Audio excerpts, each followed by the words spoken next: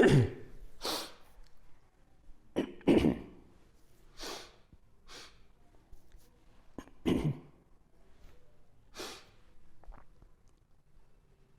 મિત્રો, આજે આપણે પૃથ્વી ઉપરના એક રહસ્યમય, ઇન્ટરેસ્ટિંગ અને તમને આશ્ચર્યચકિત કરી દે એવા મુદ્દાની ચર્ચા કરવાની છે. માની લો કે કોઈ દૂર આકાશ ગંગામાંથી કોઈ એલિયન્સ આપણા પૃથ્વી ગ્રહની મુલાકાત લે છે, તો એને અભિભૂત અને અચંબિત કરી નાખે એવી બાબત કઈ? આ એલિયનને અભિભૂત અને અચંબિત કરી નાખે એવી બાબત છે પૃથ્વી ઉપરની જૈવ વિવિધતા, વિશાળ જૈવ વિવિધતા.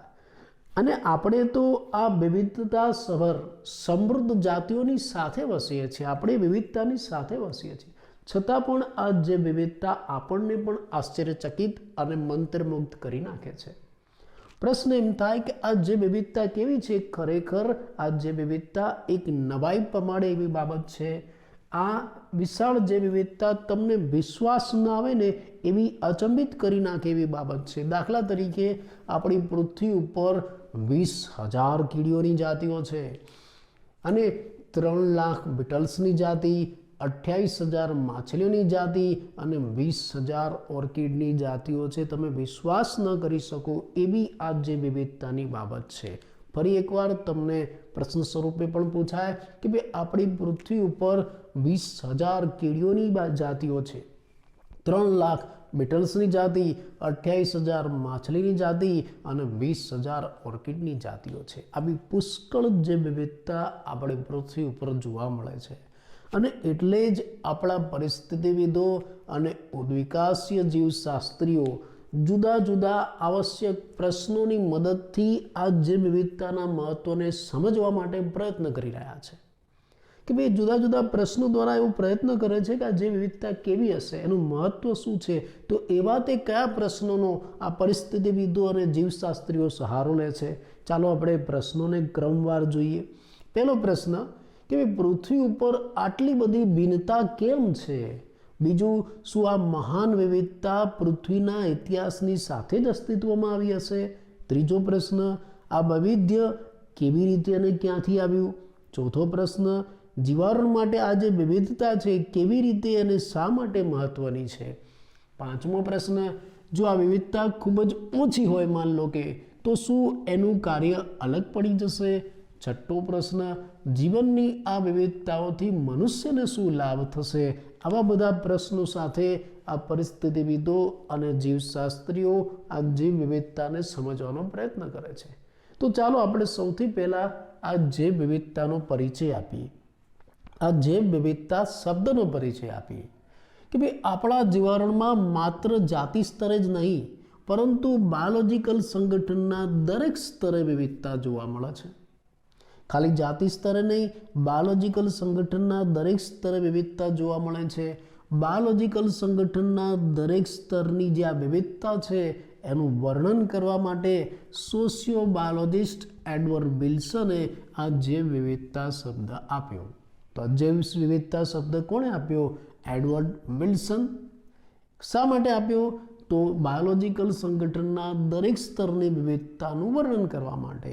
હવે બાયોલોજિકલ સંગઠન સ્તર એટલે શું તમે જાણો છો કે નહીં? તમે 11મા ધોરણમાં પણ એનો અભ્યાસ કર્યો, પણ છતાં તમને યાદ કરાવવા માટે મેં અહીંયા સંગઠન સ્તર દોરેલું છે. દાખલા તરીકે કેવું હોય આપણે યાદ કરી લઈએ કે ભાઈ મહાઅણુઓના સંગઠનથી અંગિકાઓ બને, અંગિકામાંથી કોષ, કોષમાંથી પેશી, પેશીમાંથી અંગ, અંગમાંથી અંગતંત્ર, અંગતંત્રમાંથી સજીવ દેહ અને આ સજીવો ભેગા મળીને જાતિ બનાવે, જાતિઓ મળીને જૈવ સમાજ, જૈવ સમાજના સંગઠનથી નિવસન તંત્ર બને અને છેલ્લે જૈવ વિસ્તાર બને. આ એડવર્ડ વિલ્સન એમ કહે છે કે આ દરેક સંગઠન સ્તરના દરેક સ્તરે વિવિધતા જોવા મળે છે, પુષ્કળ વિવિધતા જોવા મળે છે. છેક મહાઅણુઓથી માંડીને, કોષના મહાઅણુઓથી માંડીને જે વિસ્તાર સુધીના દરેક સ્તરમાં પુષ્કળ વિવિધતા જોવા મળે છે. અને બસ આ જે વિવિધતાનો જ આપણે અભ્યાસ કરવાનો છે. તો આ જે વિવિધતા શબ્દ કોણે આપ્યો? Edward Wilson. અને એમાંથી આપણે મુખ્ય 3 પ્રકારની વિવિધતાનો આ ચેપ્ટરમાં અભ્યાસ કરીશું. એક જનીન વિવિધતા, બીજી જાતિ વિવિધતા અને ત્રીજી પરિસ્થિતિકીય વિવિધતા. પેલો પ્રશ્ન એમ થાય કે જનીન વિવિધતા એટલે શું? નામ ઉપરથી ખ્યાલ આવે, જનીન સ્તરે વિવિધતા, એક જ જાતિના સજીવોમાં જનીનની વિવિધતા. દાખલા તરીકે જુદા જુદા ક્ષેત્રોમાં વિતરણ પામેલી એક જ જાતિના જનીન સ્તરે પુષ્કળ વિવિધતા જોવા મળે છે. ફરી એકવાર, જુદા જુદા ક્ષેત્રોમાં વિતરણ પામેલી એક જ જાતિ છે એના જનીનમાં પુષ્કળ વિવિધતા જોવા મળે છે. ઉદાહરણ તરીકે મનુષ્ય જાતિનું જ આપણે વાત કરીએ કે ભાઈ આપણી મનુષ્ય જાતિ છે જુદા જુદા ક્ષેત્રમાં ફેલાયેલી છે. આપણે મનુષ્ય જાતિ ભારતમાં પણ છે, આફ્રિકામાં પણ છે, વેસ્ટ ઇન્ડિઝમાં પણ છે, ચાઇનામાં પણ છે. તમે જો દરેક જગ્યાએ મનુષ્ય છે અને દરેક જગ્યાએ આ બધા મનુષ્ય છે એના જનીનો અલગ અલગ છે અને એટલે તો તમને એના લક્ષણો અલગ દેખાય છે.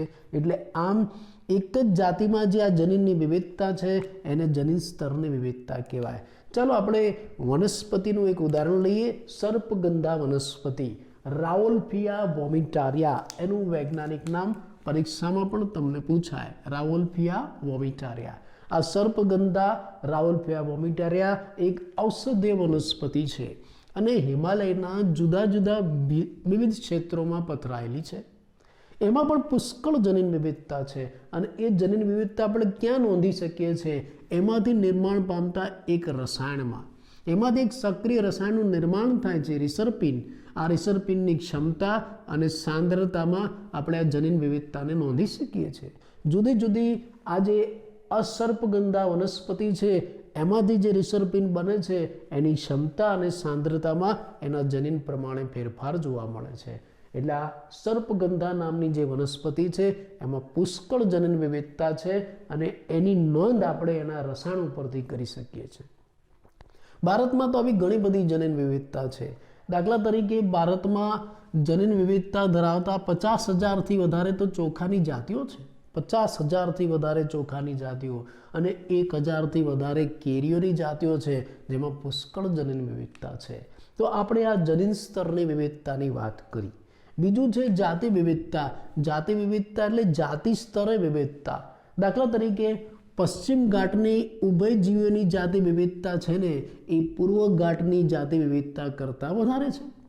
એટલે પશ્ચિમ ઘાટમાં પણ ઉભયજીવીની જાતિ વિવિધતા છે અને પૂર્વ ઘાટમાં પણ ઉભયજીવીની જાતિ વિવિધતા છે, પણ પશ્ચિમ ઘાટમાં ઉભયજીવીની જાતિ વિવિધતા વધારે છે. જેમ જાતિ વિવિધતા વધારે એમ જાતિઓની સંખ્યા પણ વધારે. એટલે એમ કહેવામાં આવે કે ભાઈ પૂર્વ ઘાટ કરતાં પશ્ચિમ ઘાટમાં ઉભયજીવીની જાતિઓની સંખ્યા વધારે છે. જાતિ વિવિધતા વધારે એટલી જાતિઓ વધારે. માન લો કે પશ્ચિમ ઘાટમાં 15 જાતિઓ ઉદાહરણ છે તો પૂર્વ ઘાટમાં 10 ઉભયજીવીની જાતિ હશે. આ જાતિ વિવિધતા. ત્રીજું સૌથી મોટી વિવિધતા પરિસ્થિતિકીય વિવિધતા. આ પરિસ્થિતિકીય વિવિધતા એટલે નિવસન તંત્ર સ્તરે વિવિધતા. નિવસન તંત્ર સ્તરે વિવિધતા. અને ભારતમાં તો આવા પુષ્કળ વિવિધતા ધરાવતા નિવસન તંત્રો છે એટલે ભારતમાં પરિસ્થિતિકીય વિવિધતા વધારે છે. ભારતમાં કયા નિવસન તંત્રો છે? તો ભારતની અંદર રણ પ્રદેશ છે, વર્ષાના જંગલો છે, મેંગ્રુવ્સ વિસ્તારો પણ છે, પરવાળાના ટાપુઓ, વેટલેન્ડ્સ, વેલાનદમુખી પ્રદેશો અને પહાડો પર ઘાસના મેદાનો, આવા પુષ્કળ નિવસન તંત્રો ભારતની અંદર જોવા મળે છે. મેંગ્રુવ્સ એટલે દરિયા કિનારાનો ક્ષારયુક્ત વિસ્તાર, વેટલેન્ડ એટલે ભેજયુક્ત જમીનનો વિસ્તાર અને વેલાનદમુખી એટલે ત્રિકોણમુખ પ્રદેશનો વિસ્તાર. ભારત પાસે આ જે પરિસ્થિતિકીય વિવિધતા છે એ નોર્વેના સ્કેન્ડિનેવિયન દેશ કરતાં વધારે છે. ફરી એકવાર, ભારત પાસે આ જે પરિસ્થિતિકીય વિવિધતા છે એ નોર્વેના સ્કેન્ડિનેવિયન દેશ કરતાં વધારે છે. પ્રશ્ન એમ થાય કે આટલી બધી પુષ્કળ વિવિધતા કેમ છે અને ક્યાંથી આવી? એનો જવાબ આપતા પહેલાં ફરી એકવાર આપણે આટલું રિવિઝન કરી લઈએ. અગત્યનું છે મિત્રો. આમ ઇન્ટરેસ્ટિંગ છે પણ આમાં તમારે ક્રમ ગોઠવીને કેટલાક આંકડાઓ યાદ રાખવા પડશે. કે ભાઈ આપણે જોયું કે કોઈ પરગ્રહવાસી એલિયન પણ જો પૃથ્વી ગ્રહ ઉપર આવે ને તો એને પણ અભિભૂત અને અચંબિત કરી દે એવી બાબત આપણી જૈવ વિવિધતા છે. આપણે તો આ જૈવ વિવિધતાની સાથે રહીએ છીએ છતાં આપણે પણ એનાથી આશ્ચર્યચકિત અને મંત્રમુગ્ધ થઈ જઈએ છીએ. ખરેખર તમને માનવામાં ના આવે ને એવી બાબતો આ છે. દાખલા તરીકે આપણી પૃથ્વી ઉપર 20,000, તમે માનો નહીં, તમને ખ્યાલ ના આવે એવી 20,000 કીડીઓની જાતિઓ છે. તમે વિચાર તો ખરો, 3 લાખ તો બીટલ્સની જાતિઓ, 28,000 માછલીઓની જાતિઓ અને 20,000 ઓર્કિડની જાતિઓ છે. આ બધી જૈવ વિવિધતાને સમજવા માટે, એના મહત્વને જાણવા માટે પરિસ્થિતિવિદો અને ઉદ્વિકાસ જીવશાસ્ત્રીઓ પ્રયત્ન કરે છે, પણ કેવી રીતે? અમુક પ્રશ્નો પૂછીને, અમુક પ્રશ્નોના જવાબ મેળવીને. કયા પ્રશ્નોના જવાબ મેળવીને? તો પહેલું, પૃથ્વી ઉપર આટલી બધી ભિન્નતાઓ કેમ છે? બીજું, શું આ મહાન વિવિધતા પૃથ્વીના ઇતિહાસની સાથે જ અસ્તિત્વમાં આવી? જ્યારથી પૃથ્વી આવી ત્યારથી જ આ બધી ભિન્નતા છે? ત્રીજો પ્રશ્ન, આ વૈવિધ્ય કેવી રીતે અને ક્યાંથી આવ્યું? ચોથો પ્રશ્ન, જીવાણુ માટે આ જે વિવિધતા એ કેવી રીતે અને શા માટે મહત્વની છે? પાંચમો પ્રશ્ન, જો આ વિવિધતા ખૂબ જ ઓછી હોય તો શું એનું કાર્ય બદલાઈ જશે? જીવનની આ વિવિધતા મનુષ્યને કેવી રીતે ફાયદો કરશે?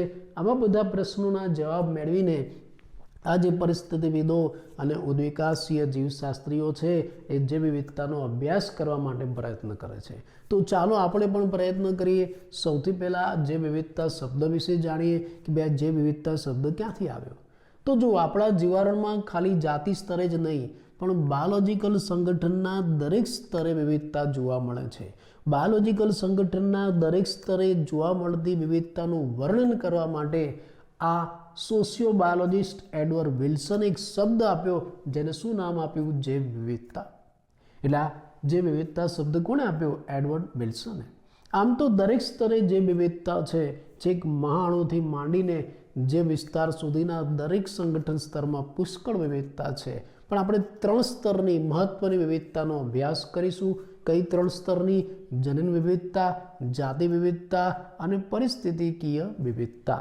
જનીન વિવિધતા એટલે જનીન સ્તરે વિવિધતા, એક જ જાતિના સજીવોની અંદર વિવિધતા.